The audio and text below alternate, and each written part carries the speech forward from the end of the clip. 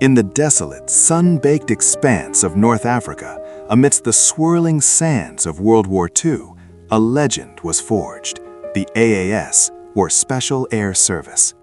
Not content with conventional battle lines, these audacious soldiers pioneered a new doctrine, striking deep behind enemy defenses with unmatched ferocity. They executed daring sabotage missions, precise ambushes, and swift, devastating raids against German airfields, turning the tide where others couldn't. Their defiant mantra, "Who dares wins," wasn't just a motto. It became a profound philosophy that guided every perilous operation. As the echoes of the Great War faded, the AAS adapted with extraordinary agility to a changing world. Through the humid, unforgiving jungles of Malaya in the 1950s, they honed new skills, mastering the art of unconventional warfare against cunning guerrillas.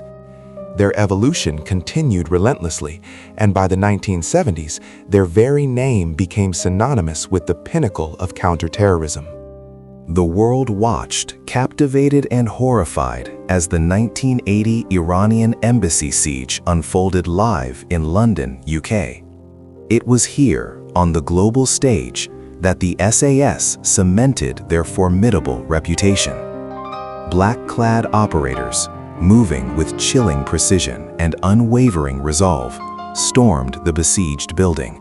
In a breathtaking display of courage and skill, they rescued terrified hostages, proving beyond doubt that the ASS could strike with unparalleled speed and surgical accuracy, even under the most intense international scrutiny. This defining moment resonated across continents.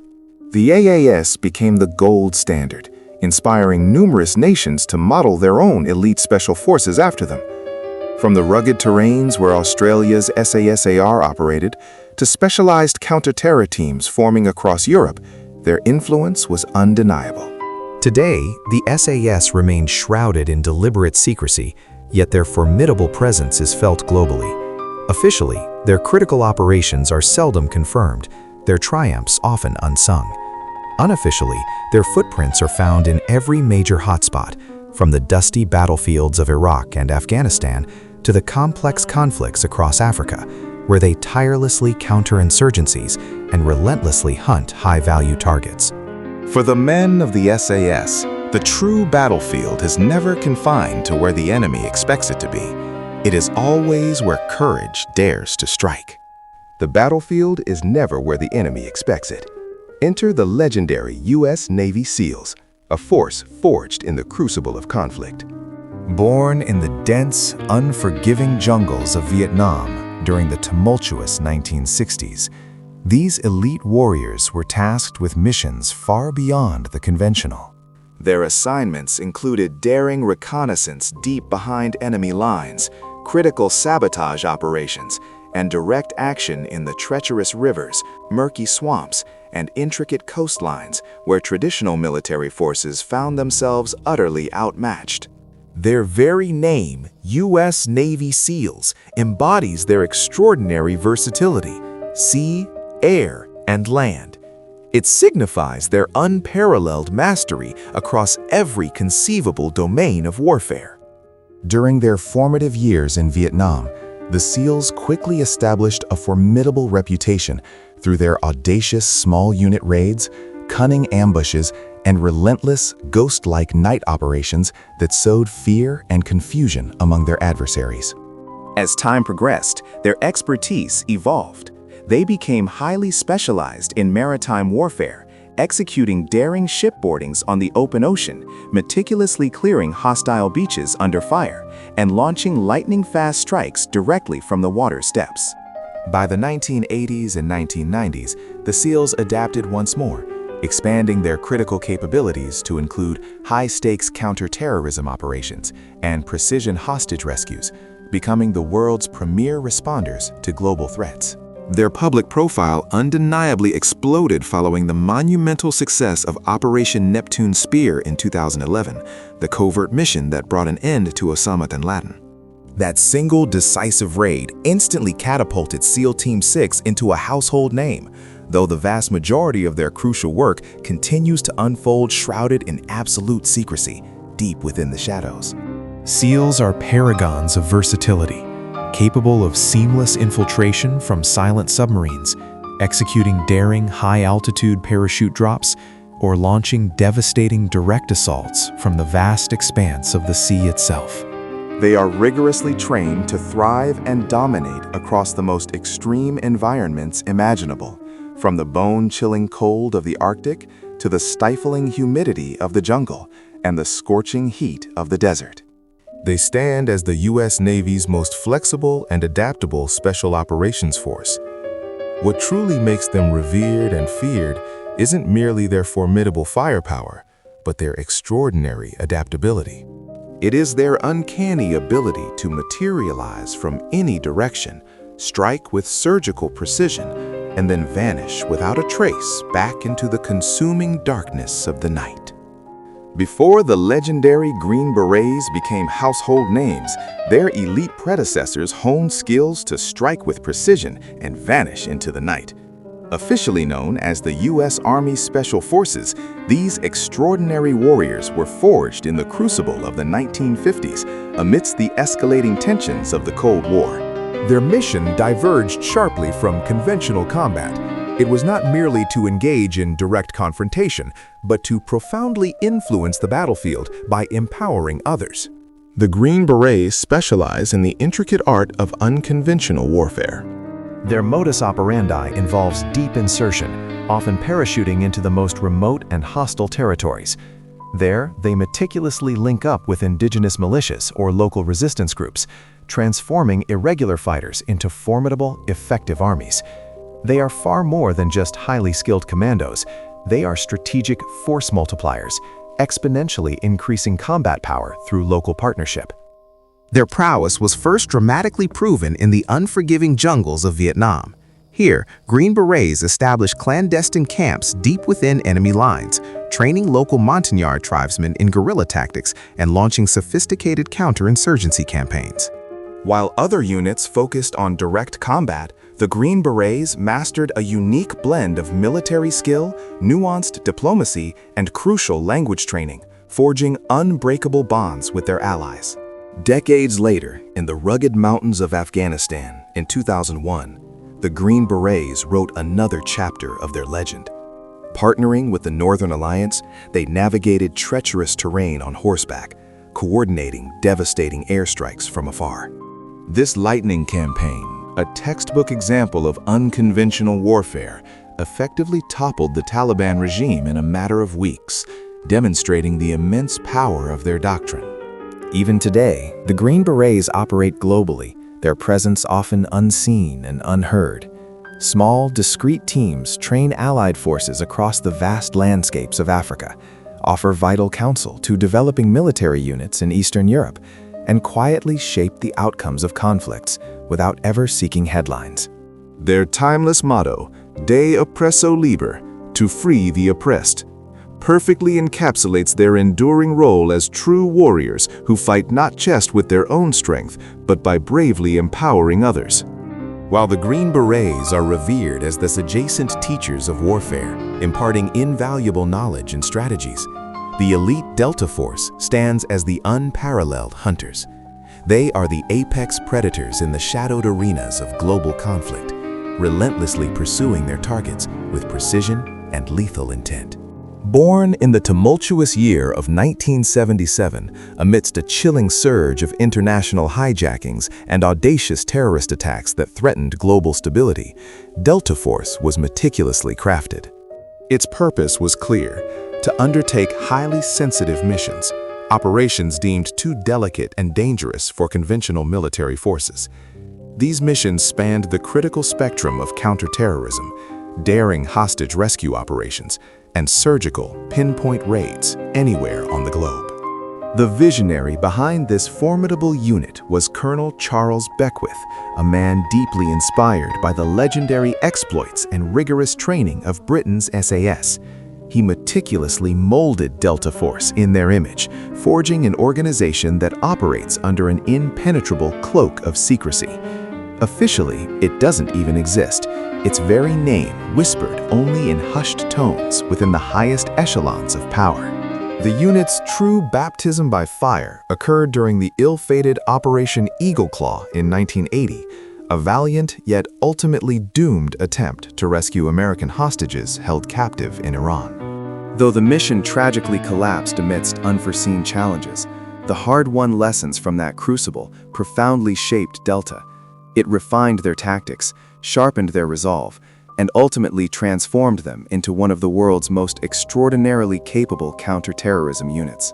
Across the ensuing decades, Delta operators have been deployed to the darkest corners of the earth, their presence a silent harbinger of justice.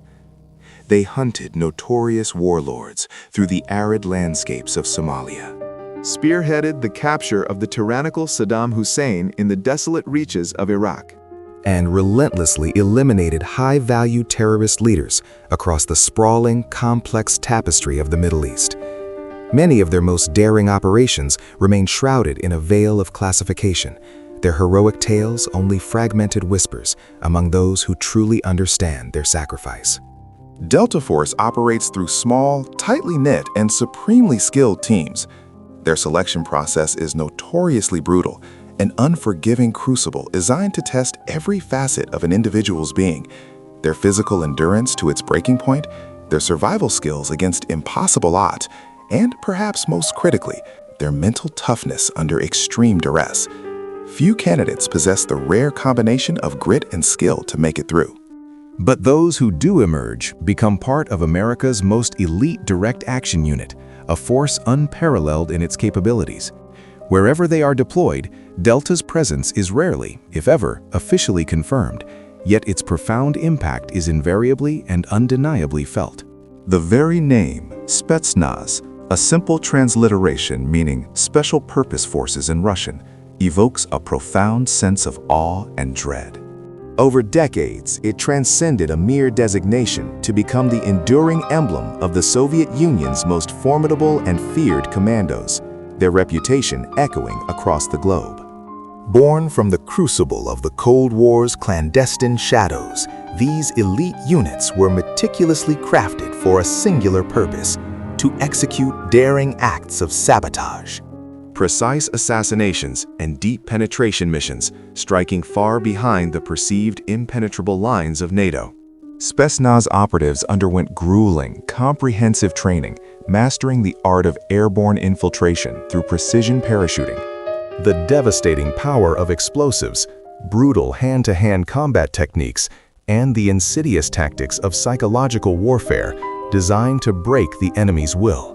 Their operational scope was vast and critical, ranging from crippling enemy communications networks to the audacious elimination of high-value enemy leadership targets within the opening, chaotic hours of any major conflict. Western intelligence agencies, both fascinated and terrified, frequently depicted them as ruthless, ghost-like, and omnipresent. This relentless portrayal only amplified their mystique, crafting an almost mythical image of invincibility. Yet, in the harsh crucible of real-world application, their methods often diverged, morphing into something more brutally pragmatic. They became notoriously infamous for their unforgiving and often brutal counterinsurgency operations, leaving a trail of both effectiveness and controversy. Nowhere was this more evident than in the unforgiving landscape of Afghanistan during the 1980s. There, amidst the treacherous mountain passes and sun-baked ravines, Spetsnaz units relentlessly ambushed Mujahideen fighters, engaging in fierce, close-quarter skirmishes that defined the Soviet-Afghan War. As the calendar turned to the 1990s and into the early 2000s, their focus shifted to the brutal conflicts in Chechnya. Here, they spearheaded aggressive raids and engaged in relentless urban warfare. These operations, characterized by their intensity, frequently blurred the moral lines between necessary military action and raw, unyielding brutality, etching a complex and often dark chapter into their history. In the modern era, the Spetsnaz have resurfaced with a palpable presence in Ukraine, instrumental in the 2014 annexation of Crimea and deeply embedded in the ongoing, volatile conflict. They have become masters of hybrid warfare, seamlessly blending clandestine covert actions, sophisticated misinformation campaigns, and direct, decisive combat engagements into a potent, destabilizing force. Distinct from their Western Special Forces counterparts, Spetsnaz operations often prioritize overwhelming shock, calculated fear, and absolute domination over surgical precision. Their very reputation is a complex tapestry woven with both profound fear and intense controversy. While undeniably respected for their extreme toughness and unwavering resolve, they are equally criticized for their heavy-handed and often brutal methods.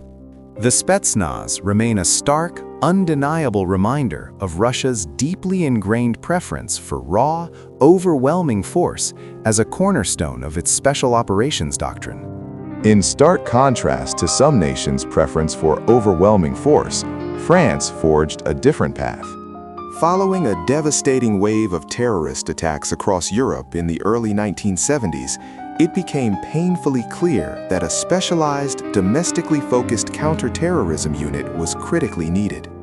Thus, in 1973, the Groupement d'Intervention de la Gendarmerie Nationale, or GIGN, was born. Unlike traditional military forces deployed for conflicts abroad, GIGN's primary directive was and remains the unwavering protection of its own citizens on home soil. Their hallmark is unparalleled precision intervention. GIGN operators undergo a grueling regimen of relentless training, mastering the intricate art of hostage rescue, developing peerless marksmanship skills, and excelling in the confined chaos of close-quarters combat. Their legendary accuracy is renowned. GIGN snipers are expected to execute surgical strikes on targets, even amidst the most volatile and unpredictable environments. The unit's formidable reputation was solidified in a defining moment in 1976 during the harrowing storming of an airliner in Marseille. With swift, decisive action, they successfully neutralized the threat and safely liberated all hostages, a testament to their nascent capabilities. Since that pivotal operation, GIGN has meticulously executed hundreds of successful missions, from neutralizing dangerous hijackers mid-flight to dismantling sophisticated armed criminal organizations that threaten public safety. Yet, what truly distinguishes GIGN is their profound philosophy of restraint. Their overarching goal in any crisis is to achieve resolution with an absolute minimum of casualties. This ethos is reflected in their intricate balance of meticulous control and strategic negotiation, deployed harmoniously alongside their formidable capacity for force. Their inspiring motto, "To save lives without regard for one's own," perfectly encapsulates this dedication to humanitarian principles, even in the face of extreme danger. Today, GIGN stands globally recognized as one of the most respected and effective counterterrorism units in the world. They are routinely deployed against insidious terrorist cells, in complex kidnapping scenarios, and for high-risk arrests, often operating under immense public scrutiny. Where many elite special forces operate shrouded in the anonymity of distant battlefields, GIGN actively thrives in the intense spotlight of domestic crises, not to unleash destruction, but to stand as an unwavering shield of protection for the innocent. In the annals of elite forces, few shine as brightly as Sayeret Matkal. Born in the crucible of the 1950s, this formidable Israeli unit drew its foundational inspiration from the legendary British AAS, yet it was meticulously forged and honed by the unique, pressing security imperatives of the young nation of Israel. Their sacred mission was clear and audacious: to conduct deep reconnaissance behind enemy lines, to tirelessly combat the insidious shadow of terrorism, and to execute lightning-fast surgical raids far beyond Israel's vulnerable borders. The true legend of Sayeret Matkal was forever etched into history in 1976, during the legendary Entebbe raid. When a commercial Air France flight was violently hijacked by terrorists and brutally diverted to the distant, hostile airfields of Entebbe, Uganda, the world held its breath. But Sayeret Matkal commandos, with unwavering resolve, embarked on an impossible journey, flying an incredible 2,500 miles under the cloak of darkness. With breathtaking precision and unparalleled courage, they stormed the besieged terminal building, neutralizing the hijackers and miraculously rescuing over 100 innocent hostages from the jaws of despair. It was hailed as one of the most audacious and brilliantly executed special operations of the entire century, a defining moment that irrevocably cemented Israel's global reputation for both audacious courage and clinical precision. At its core, Sayeret Matkal specializes in the clandestine art of intelligence gathering and the devastating efficiency of surgical strikes. Its elite members are masters of disguise, melting seamlessly into hostile environments, becoming ghosts before they strike with silent, lethal force. It's a testament to their unparalleled prestige that many of Israel's most influential military and political leaders, including future prime ministers, once walked the challenging path within its revered ranks. Unlike larger, more conventional military formations, Sayeret Matkal operates in small, incredibly secretive teams, often leveraging intelligence that remains utterly inaccessible to others. Their critical missions span a wide and dangerous spectrum, from preempting devastating terror attacks to meticulously eliminating high-value targets across the volatile expanse of the Middle East.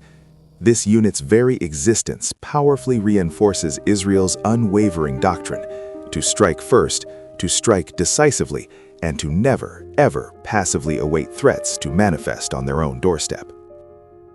The call for decisive action, for never waiting for threats to arrive, found its ultimate embodiment in the GIGN.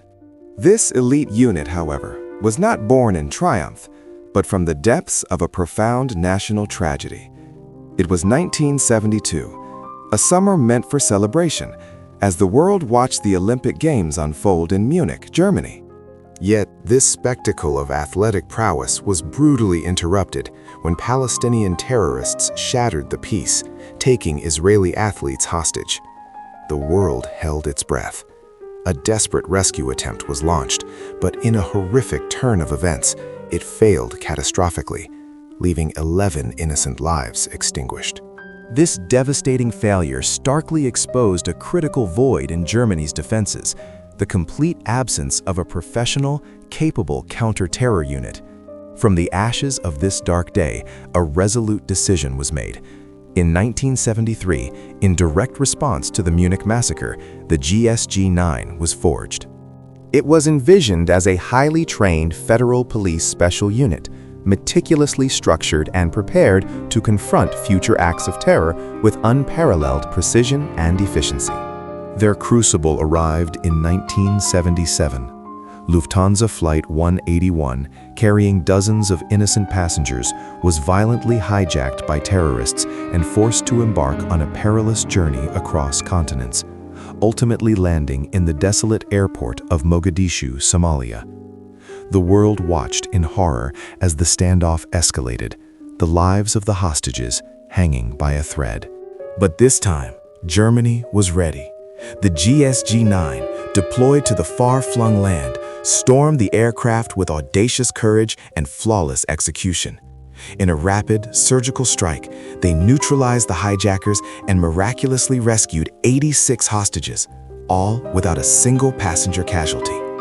Overnight, their name, once unknown, became synonymous with heroism, their reputation legendary.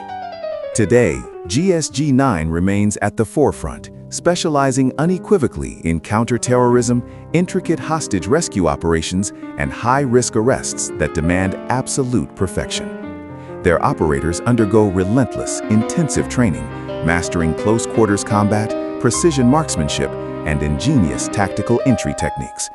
They collaborate closely with national intelligence agencies, forming an unbreakable shield against global threats.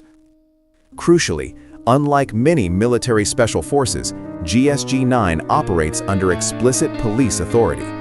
This unique distinction grants them extraordinary flexibility, allowing them to intervene with decisive legal power in both domestic and international missions. For decades, the GIGN has been relentlessly active, dismantling complex terrorist cells, responding with speed to global hijackings, and providing crucial support for sensitive operations across the globe.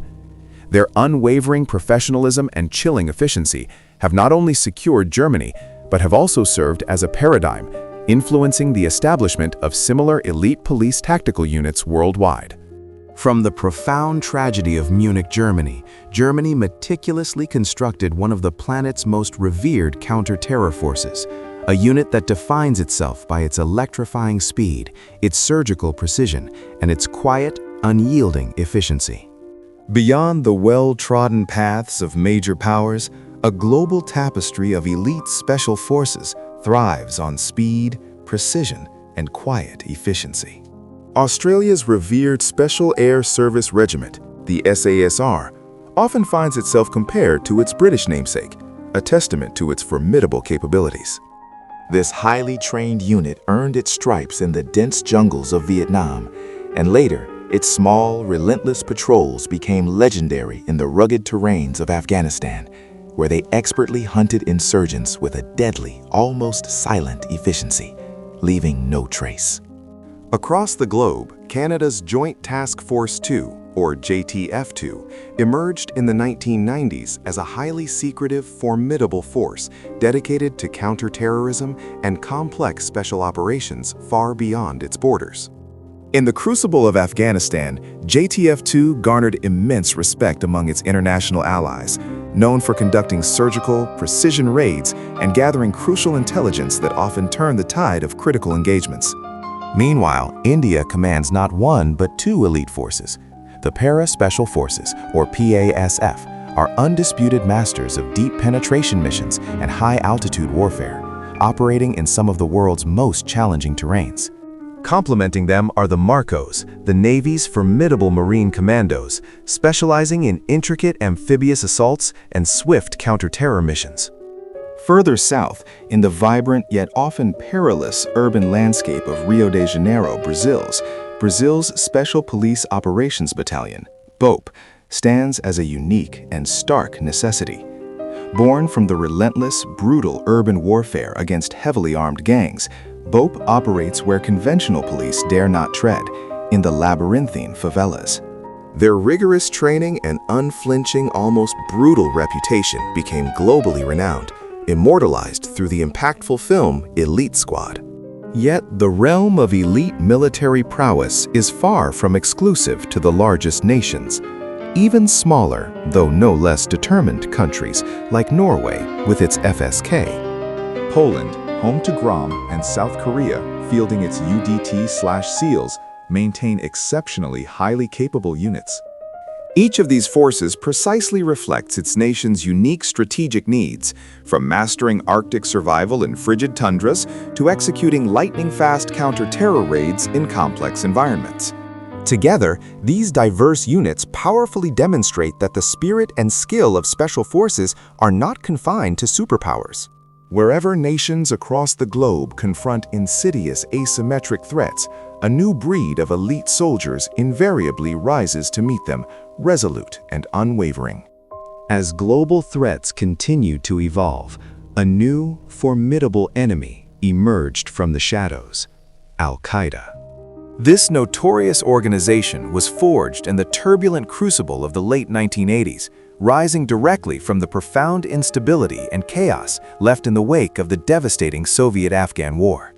It was a brutal conflict that inadvertently sowed the seeds for a new era of asymmetric warfare.